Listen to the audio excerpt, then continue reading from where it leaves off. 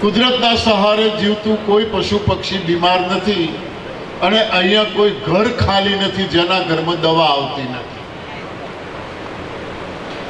ગમે એટલું આપણે ભણેલા હોઈએ, ગમે એટલું ભણેલા હોઈએ, ગણેલા હોઈએ, પણ દવા તો લઈએ જ છીએ. શા માટે? ક્યાં ગયું આપણું જ્ઞાન? ક્યાં ગયું આપણું શિક્ષણ? પેલા કોઈ ભણેલા નથી છતાં કોઈ બીમાર નથી.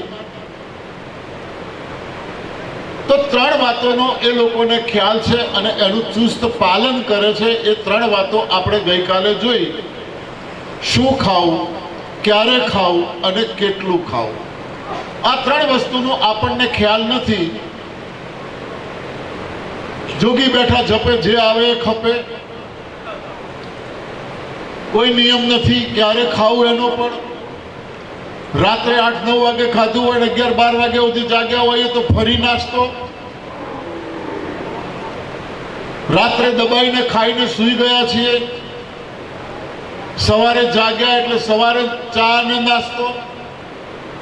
અરે ભાઈ, રાત્રે ખાધું છે, અંદર પડ્યું છે, પાચન થયું નથી અને ફરી બીજું નાખ્યું. મેં વાત કરી હતી કે કેટલાકને સવારે ઉઠીને પાણી પીવાની ટેવ છે. પાણી પીવે તો ઓર્ડર આવે, પાણી પીવે તો જ ઓર્ડર આવે, નહીંતર ઓર્ડર ના આવે. તમાકુ ખાવા વાળો તમાકુ ખાય તો ઓર્ડર આવે, બાકી ના આવે. બેનો તમાકુ ખાય છે એમને ઓર્ડર આવે છે, ભાઈઓને ના આવે. બીડી પીવા વાળો બીડી પીવે તો ઓર્ડર આવે, ના આવે. બાકી બેનો બીડી પીવે છે એમને ઓર્ડર આવે છે. ચા વગર ઓર્ડર ના આવે. આ બધી ભ્રમણાઓ છે. કોઈ પશુ પક્ષીને ચા જોઈતી નથી. આપણે કેમ? કોઈને ચા જોઈતી નથી. આ બધી આપણા દ્વારા પાડવામાં આવેલી ટેવોને કહું કુટેવો છે. શરીરમાં જરૂર નથી. જે ચા નથી પીતો એને યાદ પણ આવતું નથી ચા. બીડી નથી પીતો એને બીડીની જરૂર નથી પડતી, યાદ આવતી નથી. ચામાં જો નશો હોય કે કોઈ પણ નશાકારક વસ્તુ, બીડી, સિગરેટ, તમાકુ, વાઇન, જે કંઈ છે એમાં જો નશો હોય તો એક વખત ચા પી લીધી, બીજી વખત કેમ જરૂર પડે છે? ક્યાં ગયો નશો? કોઈ વસ્તુમાં નશો નથી. ફક્ત ને ફક્ત આપણી આ માનસિક બીમારી છે. શરીરમાં જરૂર નથી. શરીરમાં જરૂર હોય તો દરેકને જરૂર હોય. બધાને ચાની જરૂર હોય, કેટલાય લોકો નથી પીતા. બધાને બીડીની જરૂર હોય, કેટલાય લોકો નથી પીતા. બધાને પાન મસાલા ગુટકાની જરૂર હોય, બધા નથી લેતા.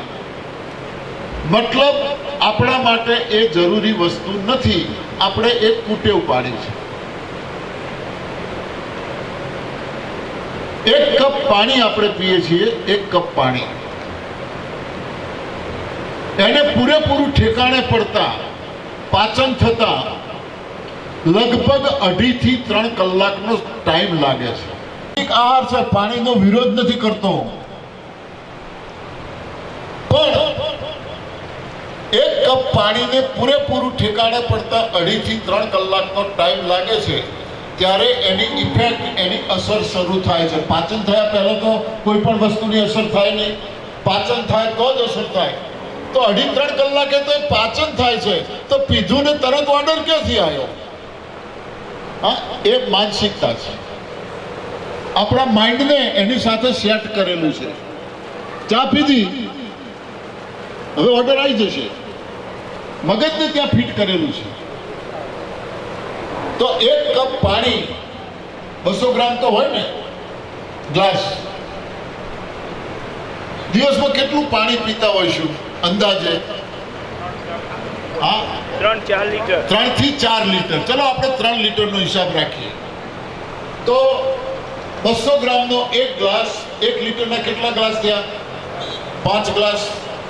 3 લીટરના કેટલા ગ્લાસ થાય? 15 ગ્લાસ. 15 ગ્લાસ પાણીને પૂરેપૂરું ઠેકાણે પડતા 45 કલાક થાય. 3 વડે ગુણીએ તો આપણી જોડે ટાઈમ કેટલો? 24 કલાક 1 સેકન્ડ વધારે ખરી તો 45 કલાક તો પાણી માટે જોઈએ. પાણીનું પૂરેપૂરું પાચન થતું નથી, એટલા માટે તો પથરીના રોગો થાય છે, કિડનીના રોગો થાય છે. કારણ આ છે વધારે પડતું પાણી. આપણે ભણ્યા છીએ, આપણને ભણાવવામાં આવ્યું છે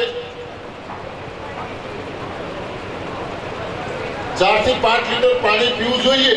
ના પીએ તો ડિહાઇડ્રેશન થાય, આમ થાય, તેમ થાય. આવું બધું આપણા મગજમાં ભરાયેલું છે. નહીં પીએ તો આવું થશે. આપણે જે ખાઈએ છીએ અહીંયા કેટલા ટાઈમ ખાઈએ છીએ? 3 ટાઈમ. દાળ ભાત રોટલી શાક જે કંઈ બને છે આપણા ઘરમાં કે અહીંયા, એને પૂરેપૂરું ઠેકાણે પડતા કમસે કમ 9 કલાક થાય. 9 કલાક ત્યારે એ ઠેકાણે પડે. તો દિવસમાં કેટલી વખત ખાતા હોઈશું? 3 તો ફરજિયાત ને. હા, તો કેટલા કલાક જોઈએ? 27 કલાક. ટોટલ મારતા જજો, ટોટલ મારજો. 45 કલાક પાણીના અને જમવાના 27. 45 ને 27 ગણતા જાઓ. મેદાની કોઈ પણ આઈટમ ખાઈએ છીએ, મેદાની, એને પૂરેપૂરું ઠેકાણે પડતા 36 કલાક જોઈએ. 36 કલાક. દિવસમાં એકાદ વખત તો જતું છે ને અંદર. હા, અહીંયા તો જાય છે, જોઈએ. હા, ઓછામાં ઓછા 36 કલાકે મેદો ઠેકાણે પડે.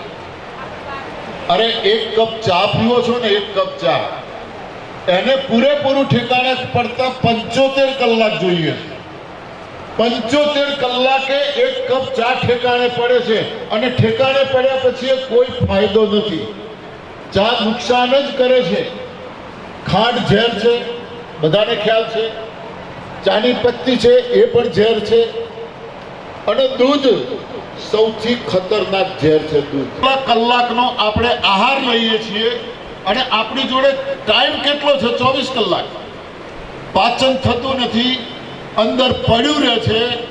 અને જે વસ્તુ પડી રહે એ શું થાય? સડે. અને જે સડે એ આપણને નડે. રોગનું કારણ આટલું જ છે, બીજું કાંઈ નથી. આને ખાલી થવા જ દેતા નથી. હા, ખાલી થવા દેતા નથી, બસ મળવું જોઈએ.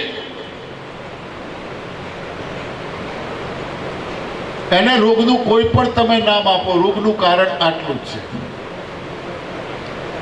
તો રોગ હજારો છે, હજારો રોગ છે. અને પાછળ જોઈએ તો લાઈનમાં હજી કેટલાય નવા નવા રોગો આવીને ઊભા છે. કેટલાય નવા નવા રોગો આવીને ઊભા છે. પાછળ જુઓ તો જેટલા રોગ છે એટલા ઈલાજો પણ છે. દરેક રોગના ઈલાજો છે. પણ જ્યાં સુધી કોઈ પણ રોગ હોય, કોઈ પણ, જ્યાં સુધી કોઈ પણ રોગના મૂળમાં આપણે ના જઈએ ત્યાં સુધી બહારથી ગમે તો ગમે એટલા ઈલાજ કરીએ, પરમેનન્ટ ફાયદો આપણને ના મળે, ના મળે, ના મળે. જૂનામાં જૂની થેરાપી આજે દેશ અને દુનિયામાં આયુર્વેદથી લઈ અને એલોપેથી સુધીની વાત કરીએ તો 150થી વધારે જે ફેમસ થેરાપીઓ કહેવાય એવી થેરાપીઓ છે. 150થી વધારે.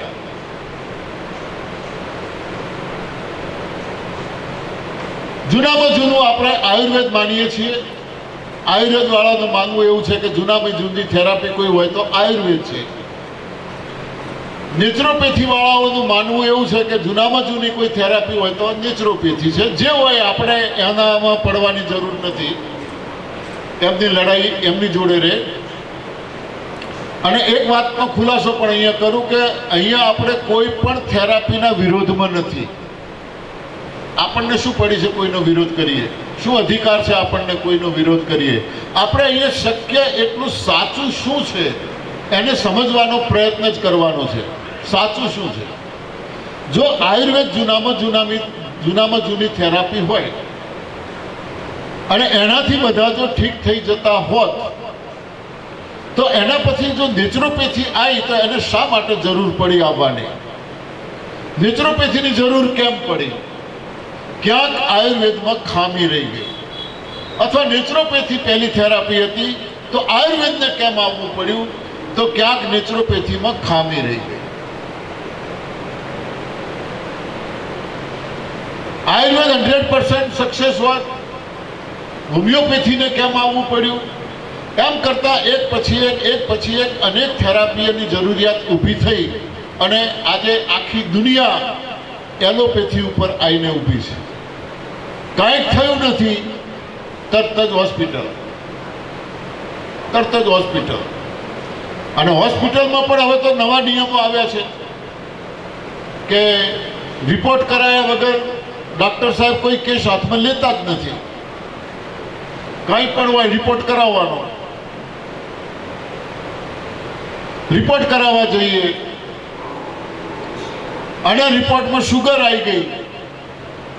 સાહેબ કહે છે, ઓ તમારો તો ડાયાબિટીસ છે, શુગર છે.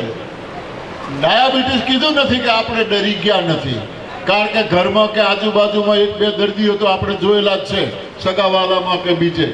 તરત જ ડરી, હા સાહેબ ડાયાબિટીસ, શું કરવાનું? ને કંઈ ડરવાની જરૂર નથી, ગોળી લેવી પડશે, ગોળી ચાલુ કરી દઈશું. આપણે પૂછીએ ક્યાં સુધી લેવાની? શું જવાબ મળે? જીવો ત્યાં સુધી.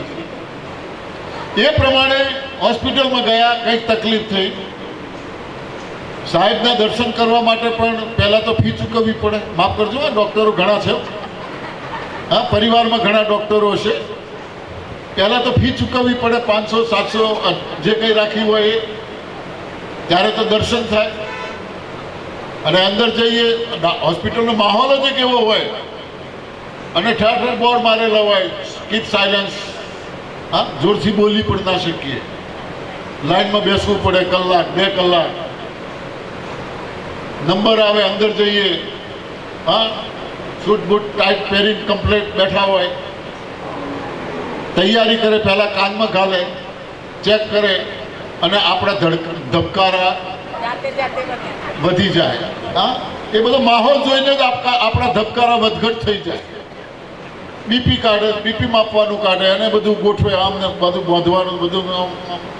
હા, એટલે ધબકારા ઓટોમેટિક વધઘટ થઈ જાય. ધબકારા વધઘટ થયા નથી, તમારે બીપી છે. હા, તમારું બીપી કંટ્રોલમાં નથી, હાઈ છે કે લો છે. ફરી પાછા આપણે ડરી ગયા. શું કરવાનું? નહીં, ડરવાની જરૂર નથી, ગોળી લેવી પડશે. પૂછીએ ક્યાં સુધી? શું જવાબ મળે? જીવો ત્યાં સુધી. હકીકતમાં કાંઈ નથી, આ રોગ જ નથી. બીપી, ડાયાબિટીસ, કોઈ પણ, ઇવન કેન્સર સુધી પણ રોગ નથી. આપણને આના વિશે માહિતી નથી અને આપણે એની દવાઓની પાછળ પડ્યા છીએ. શરીર એનું કામ કરે છે, પણ આપણને આ જ્ઞાન જ નથી. એટલે આપણા પાસે બીજો કોઈ રસ્તો નથી આપણી જોડે. ભગવાન પછી આપણો બીજો જો કોઈ ભગવાન હોય તો એ આપણો ડૉક્ટર છે. એટલો આપણને એના ઉપર વિશ્વાસ છે. એ એમ કહે છે કે અહીંથી કાપવું પડશે, કાપી નાખો, કાંઈ વાંધો નહીં, હા, કપાઈ દઈએ છીએ આપણે. એટલો બધો વિશ્વાસ છે. કહેવાનો મતલબ એ છે કે કોઈ પણ રોગ હોય, જ્યાં સુધી એના મૂળમાં નથી જતા ત્યાં સુધી કોઈ પરમેનન્ટ ફાયદો નથી. રોગનું મૂળ શું? કોઈ પણ રોગ હોય એનું કારણ એક જ છે, અને એ છે કબજિયાત. એ કબજિયાત છે. હોસ્પિટલમાં ક્યારેય કોઈ ડૉક્ટર સાહેબે આ કીધું તમને કે તમને કબજિયાત છે? પૂછ્યું કબજિયાત છે? આપણને હોય તો આપણે કહીએ કે કબજિયાત રહે છે, બાકી હમેથી પૂછ્યું નથી ક્યારેય. કોઈ પણ રોગ હોય એનું મૂળ છે કબજિયાત. હવે આ વસ્તુ આપણે જાણીએ, સાંભળીએ એટલે આપણે ક્યારે માનવા તૈયાર ના થઈએ, ક્યારે કે ખોટું મને કબજિયાત છે જ નહીં. કારણ કબજિયાત કોને કહેવાય એની પણ પૂરી માહિતી આપણને નથી. આપણા મગજમાં એક એવો ડેટા ફિટ થઈ ગયેલો છે કે આજ સવાર અને કાલ સવારે ટાઈમ ટુ ટાઈમ આપણે ટોયલેટ જઈએ છીએ. દિવસ દરમિયાન ગમે એટલી વાર ખાઈએ, ગમે તે ખાઈએ, તો પણ બીજી વખત સંડાસ જવું પડતું નથી, માટે મને કબજિયાત નથી. આપણે આવું જ માનીએ છીએ ને બધા. હા, આપણે આવું જ માનીને બેઠા છીએ. પણ મોટા ભાગે પટેલ સમાજ છે, ખેતી સાથે સંકળાયેલો સમાજ છે, હું પણ ખેડૂત જ છું, બધાને ખ્યાલ છે પશુ પક્ષીઓ દિવસમાં કેટલી વખત મળ ત્યાગ કરે છે? કોણ કહે છે કેટલી વખત? હા, ખાય એટલી વખત. ખાય ને જાય, ખાય ને જાય, ખાય ને જાય. તો આપણે કેટલી વખત ખાતા હોઈશું? અહીંયા તો આ 3 વખત આલે છે એટલે 3 વખત, પણ ઘેર કેટલી વખત? હા, 7 વખત. હા, 3 થી 4 વખત આપણે ઘેર ખાઈએ છીએ અને જઈએ છીએ એક જ વખત. આ સૌથી ખતરનાક કબજિયાત છે. રોગનું કારણ આ જ છે. ઘણા કહે છે કે મારે 2 વખત જવું પડે છે. હા, બરાબર છે, 2 વખત જતા હશો, પણ શા માટે 2 વખત જવું પડે છે? એક વખત બેઠા પછી પૂરેપૂરા પેટની સફાઈ થતી નથી. લાંબો ટાઈમ બેસી રહેવું પડે છે, લાંબો ટાઈમ. ઘણા લોકોને તો અડધો કલાક સંડાસમાં લાગે છે, અડધો કલાક, પોણો કલાક. હા, પેપર લઈને જાય છે. હરિયાણાથી મારી સાથે એક પેશન્ટ જોડાયેલા હતા. એ પેપર લઈને જાય, આખું પેપર જાહેરાતો સુધી વાંચી લે, તોય એનું કામ પૂરું ના થાય. પછી મોબાઈલ ખોલે, લગભગ 1 કલાકે બહાર નીકળે. 1 કલાકે. ઘણાને આવી ટેવ હોય છે. પછી બેસવું કે ઉઠવું એ નક્કી થતું નથી. કંટાળીને પછી ઊભા થઈ જાય અને ઊભા થઈ થોડા આગા પાછા ફર્યા નથી, ફરી અંદરથી ખાણું પડે. હા, એ જવું પડશે, જવું કે ના જવું, નક્કી થતું નથી. લાઈન જઈ આવું, ફરી પાછા ગયા, બેઠા. હા, નીકળ્યું ના નીકળ્યું નક્કી થતું નથી. બેસવું કે ઉઠવું, આ પણ એક કબજિયાત છે. તો રોગના મૂળનો આપણને ખ્યાલ આવી ગયો. જેને જે કઈ રોગ છે, અહીંયા કોઈ પણ અલગ રોગ વિશે અલગ ટ્રીટમેન્ટ નથી. ટ્રીટમેન્ટ તો અહીંયા છે જ નહીં, કોઈ અલગ ઈલાજ નથી અહીંયા. કારણ કોઈ પણ રોગ હોય એનું કારણ એક જ છે. જો કારણ એક હોય, સવાલ એક હોય, તો એના 100 જવાબ ના હોય. હા, ઘણી વખત 100 સવાલ હોય પણ એનો એક જ જવાબમાં સમાવેશ થઈ જતો હોય. તો અહીંયા એવું છે, કોઈ પણ રોગ હોય કારણ એક જ છે, કબજિયાત. હવે કારણની ખબર પડી ગઈ કે કબજિયાત છે, તો ઈલાજ શું? કબજિયાતને દૂર કરો. શોધો શું ખાવાથી કબજિયાત થાય છે અને શું ખાવાથી આપણું પેટ સાફ રહે છે. પેટ સફા તો રોગ, પેટ સફા તો રોગ. ક્યાં તમે આ સાંભળ્યું? આ ક્યાં સાંભળ્યું? હા, એડવર્ટાઇઝમાં કોણ બોલતું હતું? આ રાજુ શ્રીવાસ્તવ. હાલ ક્યાં છે? કેમ? એ જાહેરાત જ કરતા હતા, પેટ સાફ નહોતું. એ જાહેરાત જ કરતા હતા, પેટ સાફ નહોતું. એટલે જાહેરાતોની પાછળ ના દોડતા. ફેર એન્ડ લવલી લગાવવાથી જો વ્હાઇટનેસ આવતી હોય તો ભેંસને લગાવો, જો સફેદ થતી હોય તો. હા, કોઈ જાહેરાતની પાછળ ના ભાગતા. ડુપ્લિકેટ માલની જાહેરાત વારંવાર કરવી પડે. ક્યાંય સોનાની જાહેરાત આવી? હા, સોનાની જાહેરાત સવાલ જ નથી. ઓરિજિનલ માલની કોઈ જાહેરાત ના હોય. કહેવાનો મતલબ કે પેટ સાફ, જેનું પેટ સાફ એના રોગ માફ. સો સિમ્પલ, એકદમ સરળ વાત છે આ. તો શું ખાવાથી કબજિયાત થાય છે? ફક્ત ને ફક્ત બે જ વસ્તુ એવી છે, બે જ વસ્તુ. 84 લાખ યોનિમાં માણસને બાદ કરતા કોઈ પણ પશુ પક્ષીને આ બે વસ્તુની જરૂર પડતી નથી. માટે પેલા કોઈ બીમાર નથી અને અહીંયા કોઈ ઘર ખાલી નથી. આ બે વસ્તુ છોડવાની છે. કેટલા લોકો તૈયાર થશે બોલો? કેટલાક વિચારે છે કહો તો ખરા, કહો તો ખરા, પછી જવાબ આપીએ ને. હા, આ બે વસ્તુ એવી છે, અહીંયા કથા પણ ચાલે છે. ભગવાને વામન અવતાર ધારણ કર્યો તો, કથા હું લઈ શકું, હા હું કરી શકું એ પણ. ભગવાને વામન અવતાર ધારણ કર્યો તો શાના માટે? કોને? બલિરાજાને. બલિરાજાનો કંઈક ત્રાસ વધી ગયો હતો એટલે વામન અવતાર ધારણ કરીને, કથા તમે જાણો છો, હું ખાલી યાદ અપાવું છું. શું માગ્યું હતું એમણે? 3.5 ડગલા જમીન માગી હતી. વામનને બલિરાજાએ કીધું માગો માગો જે માગો એ. મારે વધારે કાંઈ નથી જોઈતું, 3.5 ડગલા જમીન જોઈએ છે. ઓહો, એટલામાં શું? માપી લ્યો જ્યાંથી માપવું હોય ત્યાંથી. તો 1 ડગલામાં એમણે આખું બ્રહ્માંડ માપી લીધું, એકમાં આખી પૃથ્વી માપી લીધી અને એકમાં આખું પાતાળ માપી લીધું. અડધું ડગલું બાકી રહ્યું. પૂછ્યું ક્યાં મૂકવું?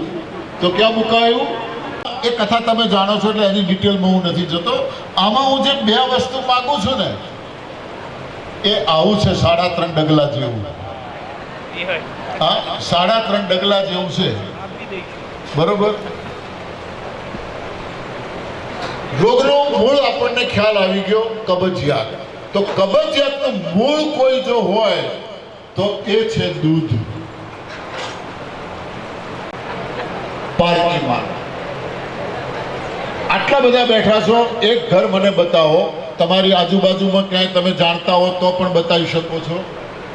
એક ઘર મને બતાવો કે જેના ઘરમાં દૂધનો વપરાશ છે એના ઘરમાં દવા આવતી નથી. મને એક ઘર બતાવો, હું શરત પાડવા તૈયાર છું. હા, 11 વર્ષથી હું આ ચેલેન્જ મારું છું શિબિરોમાં. હજી સુધી મને કોઈ એક ઘર મળ્યું નથી. જ્યાં દૂધ ત્યાં દવા.